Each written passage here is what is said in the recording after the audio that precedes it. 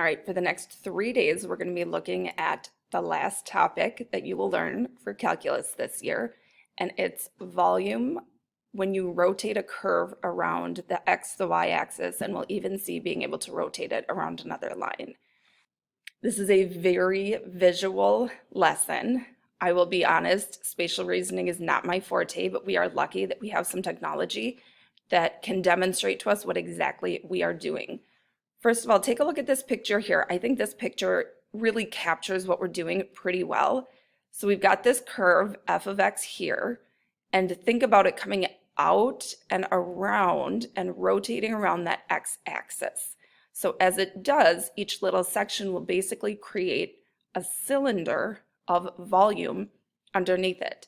So as the width of that cylinder gets smaller and smaller and smaller, or as the limit goes to 0 for the width, or as the number of cylinders we put in approaches infinity, we're going to get that exact volume of rotation. So that's why I started with a reminder, what is the formula for volume of a cylinder? And that's pi r squared h. Of course, r is the radius and h is the height. Now, anytime we're translating height to calculus, that is dx, that's that change in x, which would be the width right here. The radius would be given by the value of the function. So we've got capital R squared, and you'll see why on day 3, but this really just represents which function is the radius. And then, of course, pi is a constant, so we can multiply that outside of our integral. And then our bounds as we're going from A to B. So let's take a look at how this works. The first thing that I want to do is show you that visual of what's happening as we rotate this curve around the x-axis. All right, so we are on the website GeoGebra, and I did put this link in the notes section as well. They have a function that automatically will come up. You can change the function. So right now I have this to the function we're going to be using for example 1. Notice you can rotate around the x-axis. That's what we're going to be doing today.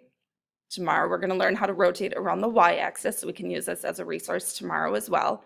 And then here are our bounds. So we are starting on the y-axis, or from x equals 0 to x equals 2.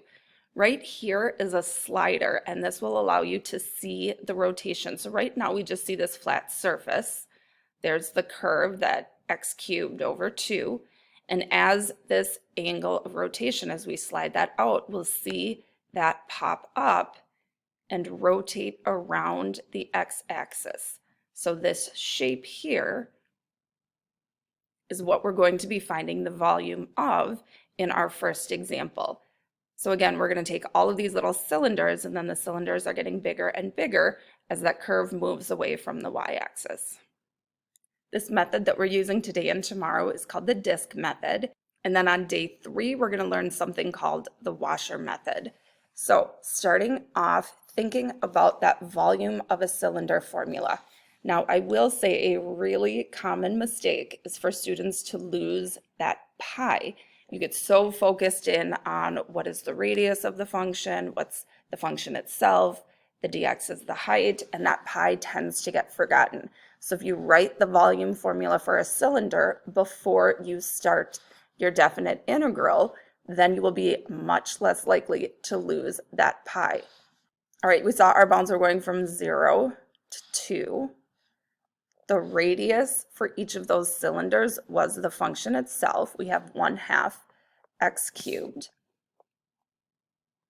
We are squaring that radius, and then the height is that change in x, or dx. So we're going to square that expression inside the parentheses before we integrate.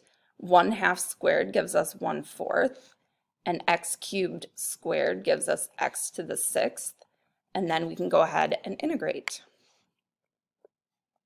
We get pi times x to the 7th, and when I multiply by the reciprocal, that 4 and 7 get multiplied together in the denominator, and our bounds are from 0 to 2.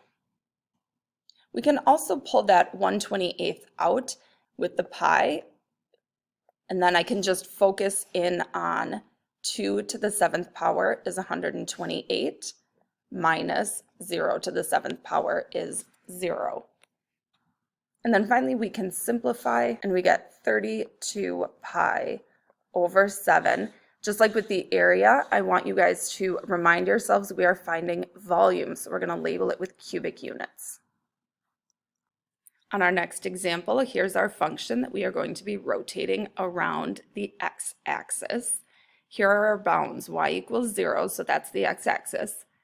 X equals 0 is the y-axis, and x equals 6. So right here, because we're rotating around the x-axis, these are the bounds on our definite integral. Going back to GeoGebra, I've got the function typed in. Notice when I did the divide by, this doesn't come up as a fraction. So you have to use those grouping symbols because the fraction bar is a grouping symbol. So you have to put those parentheses so that it understands you're combining these before the division. Otherwise, it will follow order of operations and do 2 divided by x first and then add the 1 on the end, which is not what we want. We've got our bounds from 0 to 6 that we saw in our problem. And then we can go ahead and visualize this rotation around the x-axis for that curve. Now this was just showing the curve itself, but we are finding the volume of everything inside. So this would be a solid figure. So again, we can see these little cylinders that are created as we wrap around that x-axis. Again, starting off by reminding myself of that volume of a cylinder formula, making sure I get all of the pieces into my definite integral as well. So our volume of rotation will be pi times the definite integral from 0 to 6. Those were our x bounds. Our radius was the function itself, radius squared. And then the height are all those little dx's or change in x.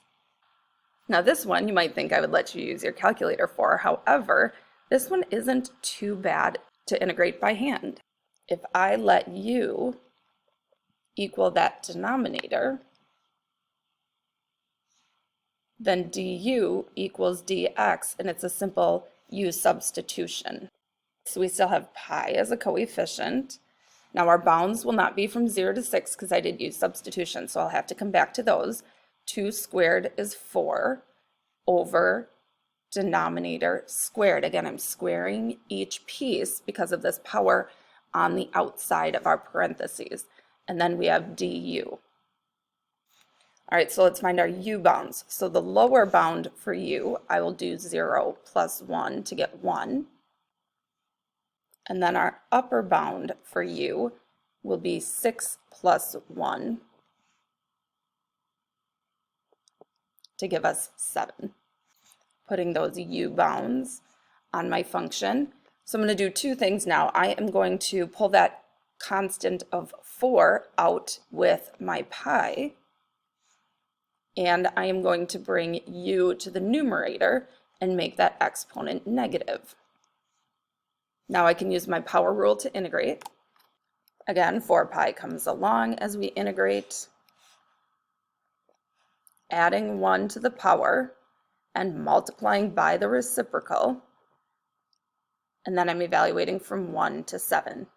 When we sub in those values for 7, make sure that that 4 pi is being multiplied by everything. So we have negative 1 over 7, I'm moving that u to the negative 1 back to the denominator, minus negative 1 over 1 when I sub that 1 in. So we really have negative 1/7 plus 1, which is 6/7. When I multiply that by 4 pi, I get 24 pi over 7. This is volume, so it will be cubic units. As always, if you have any questions on this, please reach out to me and let me know.